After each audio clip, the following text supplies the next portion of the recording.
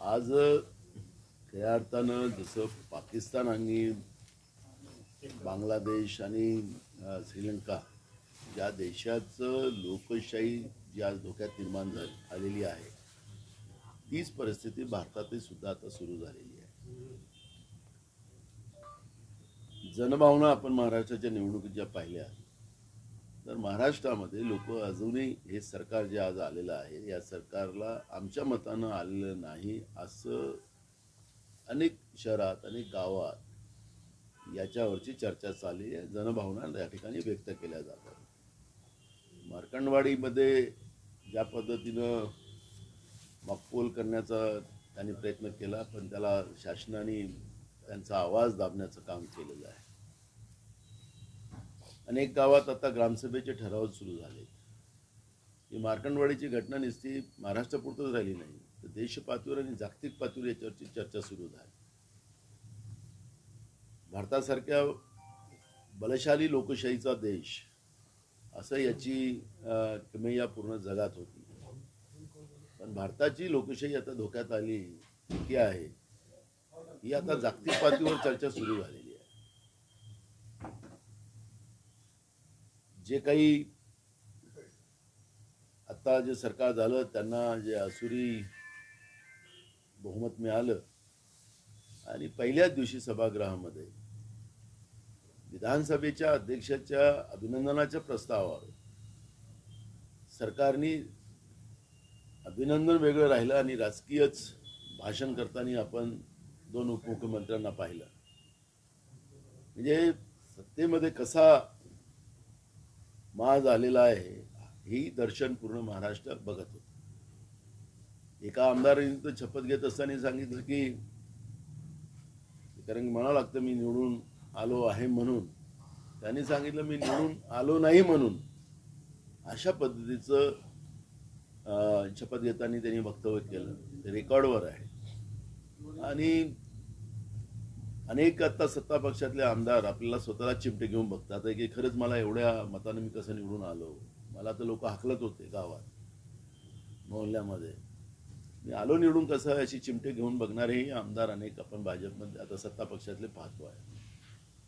माझं एवढंच म्हणणं आहे की ऑपरेशन कमळ वगैरे हे जे काही पद्धत आता या देशामध्ये आलेली आहे, म्हणजे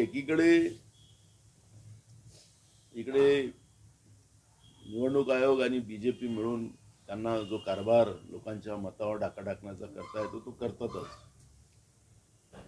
पण देशामध्ये आता विरोधी पक्षच नसला पाहिजे आणि एकमेवच सत्ता पक्ष राहिला पाहिजे, अशा पद्धतीचं जे काही चित्र आपण पाहतो आहे त्याच्यावरचं हे कृत्य आपल्याला पाहायला मिळतं. आणि म्हणून लोकसभेतही ऑपरेशन कमळ करायचं जे तुम्ही प्रश्न उपस्थित केलेला आहे तो त्याचा प्रकार आहे की ज्या भाजपला स्वातंत्र्य प्राप्तीमध्ये जे भाजप आजचं जे आहे त्याचं संघ आणि त्यांची लोक यांचं स्वातंत्र्य प्राप्तीमध्ये कुठलंही योगदान नव्हतं आणि स्वतंत्र भारत कसा संपुष्टात आणता येईल याच्यावरचा त्यांचा जो प्रयत्न आहे. आणि म्हणून या पद्धतीचं भ्रष्टाचाराच्या माध्यमातून देश विकून ज्या पद्धतीने एक माणसाला श्रीमंत बनवण्याचं जे काम सुरू केलेलं त्याच्या माध्यमातून पैशाच्या भरोशावर लोकशाहीच विकत घेण्याचा जो प्रयत्न सुरू करतात आणि त्याला ऑपरेशन कमळ असं नाव देतात आहे, हे निषेधार्थ आहे. तुम्ही म्हणाले की दोन उपमुख्यमंत्र्यांनी अभिनंदन प्रस्तावावर राजकीय भाषण केले, तर कुठेतरी हे दाखवण्याचा प्रयत्न होता की भाजपच्या जवळ दोघांमध्ये स्पर्धा आहे का, की